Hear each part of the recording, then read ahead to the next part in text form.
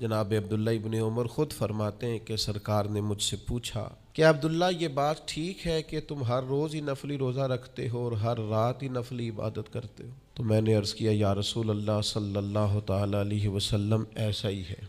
अल्लाह के प्यारे हबीब अलैहिस्सलातु वस्सलाम ने फरमाया, ऐसा ना करो। वो नफली रोज़ा रखते थे, हर रोज़ हर रात नफली इबादत करते थे।